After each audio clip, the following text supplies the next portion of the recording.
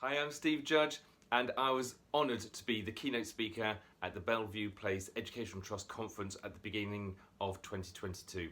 And as promised, I've put together a video to answer all the questions that you asked me at the end of the session. But before I go any further, I'd like to play a short video of my journey, almost a recap of my journey, just to refresh your memory. So enjoy the video.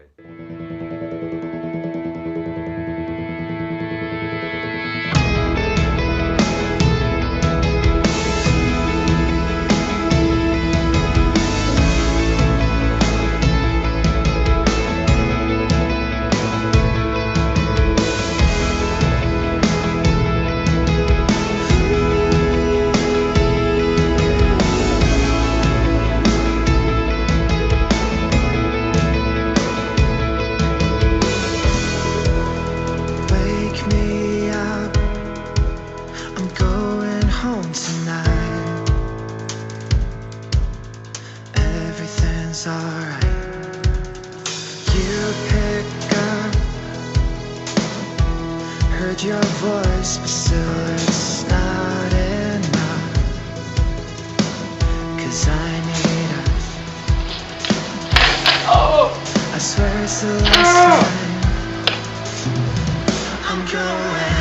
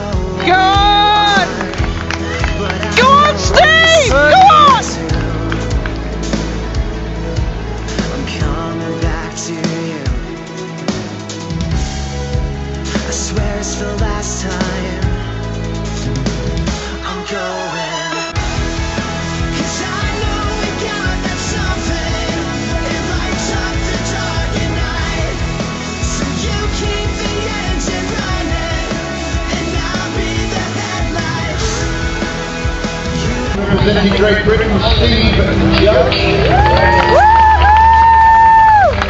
Again, man.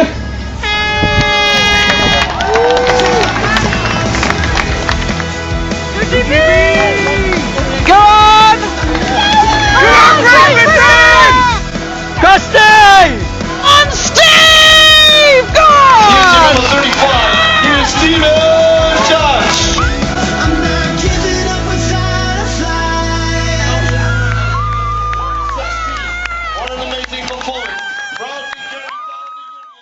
So I hope you enjoyed that video, bit of a recap of my journey going from wheelchair to world champion and beyond. And now the questions. So I've taken all of these from the Zoom that we did, put them all on a sheet of paper, so I'm going to go through them as quickly as possible, but hopefully still answering them with good enough answers. Okay, so first one is, how does it feel to be an inspiration to others? I love it. I absolutely love it. I've had lots of jobs in my life, working down the coal pit, working in construction, working in quality, working for the Scout media team, but I love this job as a motivational speaker, seeing other people fulfill their dreams and knowing that I've played a part of that. I guess, you know, as teachers, you get that. So it's kind of along the same theme, but I absolutely love doing it, being an inspiration to others. However, you do have to practice what you preach. And so I like to be authentic, and if I'm struggling, I will say that I'm struggling. But generally, if I talk about a morning routine, then I have a morning routine. If I talk about when I'm feeling low, what do? I've got to do that as well. So, and it's a good thing. It's all a good thing, but you've got to practice what you preach, and that helps me going as well. So being authentic is very, very important, and I'm doing that very well at the moment. And when I'm not, I will be authentic and say, okay, now you have retired as being an athlete, what motivates you? My job, my business. I love pretty much what I've just said. I love motivating others, empowering people to fulfill their dreams. But what motivates me, I'll twist that, what frustrates me is people that don't fulfill their dreams, their passion, what they really want, their gold, as I would call it. That frustrates me, and it makes me almost angry, impatient, that I want to do something about it. And that motivates me to get up and go for it. What more can I do? What more can I do? What more can I do? Speaking, great. Workshops, great. Maybe another book, great. Maybe a play, maybe a film, maybe a song, maybe a poem. What can I do to get the messages out there to help other people? So I'm always thinking about that. So that's what motivates me. What would you tell others that have similar aspirations and ambitions to you? Oh, as a speaker, contact me, because there's a lot. There's loads to give. But if you really, really want to, if you really want to stand up and share your story, I believe that everybody's got a story inside them. If you want to share that story to help other people, then I can help you and give you the tools to do that. Find a meeting out there. There's the Toastmasters is good. I'm a member of the Professional Speakers Association. You can go along. You don't have to be a member, and you can just go and see. And what you do there, what I found, was you're now in a room of other people that are doing that, because it is kind of a strange job, a motivational speaker. So when you meet other people that are doing it, the highs and the lows of it, it's really good to share, and you feel that you're part of a bigger picture, and you can see that. But yes, so much information I can give, so please get in contact with me if you want to be a speaker, or you just want to improve your presentation skills, or public speaking, or anything along those lines, performances I would say, then I can help you out on that. Right. Next one, do you think failure is an important tool, learning curve for development? I'm smiling as I'm reading it, because yeah, sadly it is, failure. And failure's got such a bad name, hasn't it? It's a negative thing, oh, you failed. But yes, you do need to fail, because that means that you've gone out of your comfort zone. And if you've gone out of your comfort zone, then you're going there, you're going towards your journey. And I know that, because when you're going from A to B, when you're going towards that thing that you want, your gold, the journey is not going to be easy. It's a fact. There's going to be barriers and hurdles and obstacles, and if you hit some of those and fail, you're on the right path. You just got to keep going. So yes, it's an important part. Let's not call it failure. There's no such thing as failure, only feedback. To take that feedback, and it's so important. You must take the feedback on board. If you don't, then that is a fail. That's a waste, isn't it? So you really got to say, okay, what happened there? Why did that not work? What can we do better next time? Next time, next time. Get knocked down 7 times, pick yourself up 8. So yes, failure is a part of the process. And it's hard. I'm not going to lie about it. It's horrible, but you do need to do it. And if you're doing it, you're doing the right thing. Just keep going. And that comes down to resilience. Different subject altogether, different keynote about the wave, riding the wave of resilience to become a winner. And that's essential. And you will end up on a higher plane. Again, I could talk a lot about the wave of resilience, maybe some of the time. Okay, what if you don't know what if you don't know how to achieve your goal? Okay, and what if you don't know how or what steps you should take to and who to speak to? Right. Okay, so this is, again, it's too long an answer to give now, because it's what I do on my workshops. So the first start is knowing what you want. What is your goal? What is your goal, your opportunity, your love, your desire, your dream? Great, got that. And you're saying, okay, I know what I want. How the hell do I get there? It's a big journey. It's a long journey. And it's exactly what I'm writing my new book on. There's 5 elements, 5 strategies to get you there, which is why I can't go through the whole thing right now. But what can I give you? Something like the Podium Project. The Podium Project is very much about how do you get to the top. You first of all know what you want, know why you want it, and then start brainstorming, do a mind map, start asking people. Google is really good, type it in, YouTube it, find out what you need to do. But the biggest thing is your brain. So if you know what you want, you're speaking to your RAS, you'll open up the opportunities. Say, for example, you wanted to do horse riding. Okay, so if you think about that, you draw a picture, you get that in your brain, you open up your RAS. Before you'll know it, you'll see some kind of an advert or sign or poster saying, have you ever fancied horse riding? Lessons here. And you think I'm crazy, but it's not. That's how your RAS works. It will see those opportunities, or somebody will be mentioning it about horse riding. You think, oh, well, I was just thinking about starting that. It's not a coincidence. It's your brain, it's your RAS. So key in your RAS, what you really want and why you want it. The how comes later. I always talk about the how comes later. You're asking, well, tell us about the how. It'll come later. So by all means, get in contact. We can do that, but it's more of a workshop. But you've got the answers. You've got a lot of the answers in your brain already. Right, next one. Where do you think you would be if you hadn't had your accident? would motivational speaking be the path that I would be on? Where would I be? Okay, so I have no idea. I have no idea. So the accident was a fork in my life. My life was going okay. I would say my life was going okay. It wasn't amazing. It wasn't brilliant. It was good. It was absolutely fine. I was happy with it. But compared to now, I've gone up a plane. I've seen more. And I think this is the thing. I want to use a quote here, that we've all got two lives. And our second one starts when we realise we've only got one.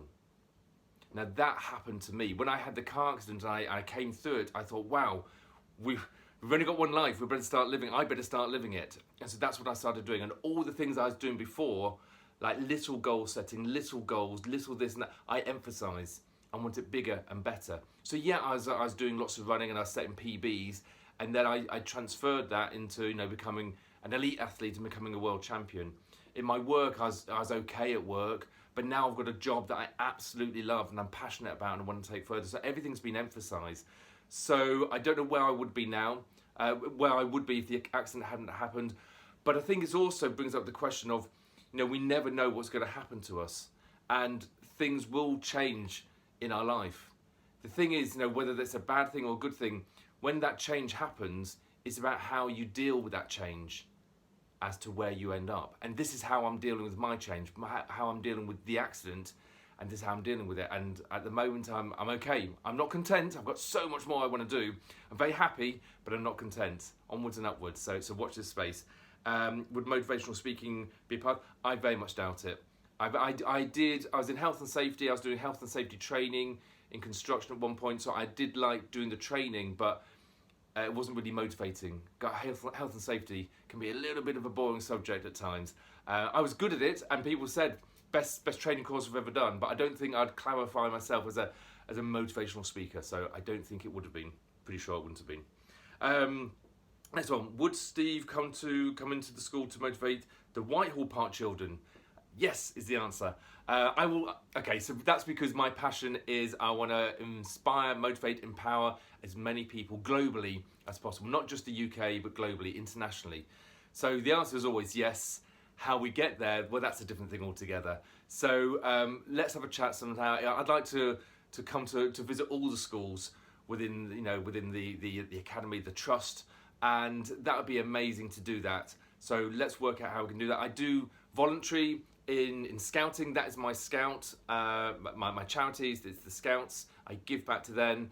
Other presentations, performances is part of my business. So we'll have to talk about that. But the answer is yes. Let's work out how to do it. So keep in contact or get in contact with me and let's sort something out. Okay, and that's for all the schools, not just this one question. Next one. I've got goals and dreams, travel trips, etc. with my partner, but my partner is a carer for 2 elderly relatives. It's not an excuse, it's a fact. It is a fact. And that's a good point, because I do say that sometimes it's not, you're not leaning on your excuses, it's a fact. And you've got to decide whether it is a fact or it's an excuse. So I was going to go for a run, but now it's raining, so I can't go for a run. That's not a fact, that's an excuse. You could put a coat on and still go for a run. However, you're talking something bigger there. And this is quite a personal thing, so it's very hard for me to answer with the best advice here, but I would break it down a little bit. So don't discard your big dreams and your big goals. You can still have them, maybe not at the moment, but they can be later on. Or if you can't go away for a week, then because your partner's caring for the elderly relatives, then maybe you could go away for a weekend. Or maybe you could go away for just one night. That's one way of looking at it. The other way of looking at it is what more can you do? What more can you do? How can you go away? So what would you need in place? I'm guessing somebody else to look after the relatives. So how can you do that? How much would that cost? Is there a cost element? So how much would it cost? Can you save the money up to do that so that it makes it more possible to do what you want to do? Now, I'm not saying this is an easy option, and it might not be a quick option, but it might be an option, and it might be for next year or the year after, but it's something to work towards. So that's quite a specific one. Hopefully that helps a little bit, but don't give up. So the quote that I'd use there is, when you've got a goal, that thing that you really want, and there's obstacles in your way, don't stop going for the goal, just change the plan. So change the plan. Think about what other plans you can do. Okay, next one. has it worked best for you personally to have a broad or more specific goal? And what have been the best outside influences that have helped you achieve your goals? Okay, specific goal, yes. You've got to have a specific goal. I know it's always tempting not to be specific. It's always nice to say, I want to get slimmer, or I want to get fitter, or I want to have more money. Okay, great, good for you. You've got to make it specific, because then you know how far away you are from that. You know where your benchmark is, you know how close you're getting. And that's really important, because you'll have some low days and you go, oh, it's not working. But if you can look back and say, oh, actually, I'm better than last week, or I'm better than last month, then that's what you need. So making it specific, using the SMART goals is really, really important. SMART goals, for those of you who don't know, make it specific, measurable, achievable, relatable, and time. You've got to put a time as well. So they have worked for me. I am tempted just to say I want to be successful in my business. What does that mean? What does that mean? So I have a tally on how many people have heard me speak. And that's great. So I can put a goal to that. I can put how much I've earned. I've got it here on my vision board. It's not like how much cash I have. It's called financial performance. Because if I'm getting money in, then I'm clearly getting booked. I'm doing workshops. I'm selling books. So I'm clearly doing what I really want to do. The financial aspect clarifies that. So make it specific as you can with all of your goals. And the next bit of that was, and what has been the best outside influences? Oh, do you know what? Sometimes as a motivational speaker, and I do a lot of speaking, and I think, well, I've got it all. I don't need to get any more information. I can just motivate people. It's so wrong. So everything is what I'm going to say, whether that be books, or whether that be YouTube, whether that be listening to other speakers, listening to comedians because they're entertaining, they're uplifting, watching motivational films, anything and everything, and constantly, and chatting to people, chatting to like-minded people really helps me. Biggest one, I think, is books. So much in books. I didn't used to read books until about 6 years ago, but personal development is so important, because there's, in that one book, you might have 20 years of experience, and they've crammed it into one book, and you might read that in 2 months. 2 months, it's under 20 years, you got it down to 2 months. That's great, that's a good use of time. So books is really good, and I feel like I'm selling my book. You can buy my book, which is very good, very motivating. There's hundreds, thousands, again, I'm looking at my bookcase here, of all the books I have read, and there's an awful lot of books that I haven't read yet. They're on my list of things to do. Oh, just looking at it stresses me out. Okay, but yes, books is really good. Okay, next one. Did you have a goal before your accident? I would say not. Now, I wouldn't have a big thing. I did keep fit and healthy, and I was a runner, and I had PBs, and I wanted to get under 35 minutes for 10K before I was 35 years old, things like that. So I did set goals, but I wouldn't say not in my business, not in my career, should I say, not in the maybe the important things, the bigger things. There's certain things I was just drifting through life saying, it is what it is, that's the way it is. And there's other things I was, more pushing myself. So I didn't have a big goal. I didn't have a vision of what I wanted to be when I was retiring, or when I was 60 or 50 or anything like that. Whereas now I do. And it's so much better. It's so nice to know where you're going on this journey called life. So I didn't have it then, but I haven't got it now. And because it's so good, I promote everybody else to do it as well. Right, how many goals should you have going at one time? I'm smiling as I read it because I have too many.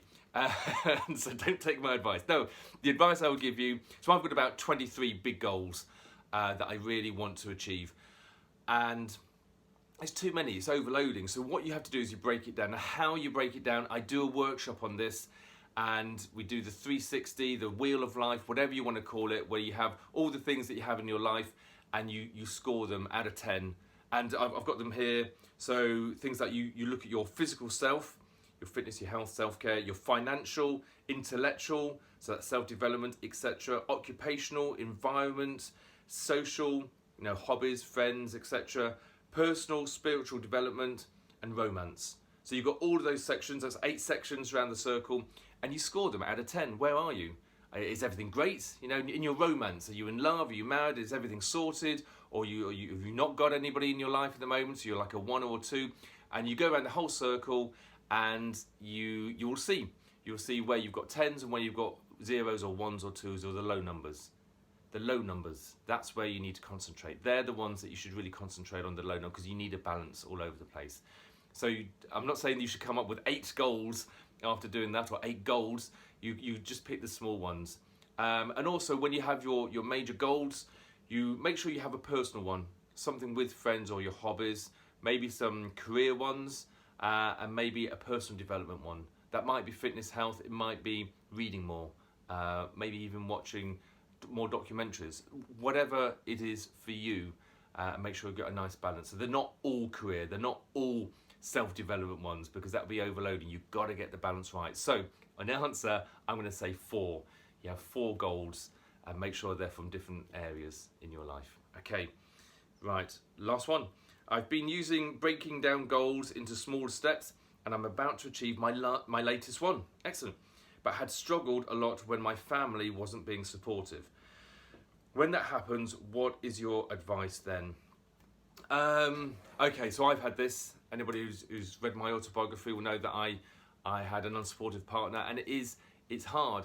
And the great advice that I got was when I went on a training camp with the GB squad, and they said, look, it's really important to have the full team around you, not just the coaches and the athletes, but your loved ones, your family, your friends.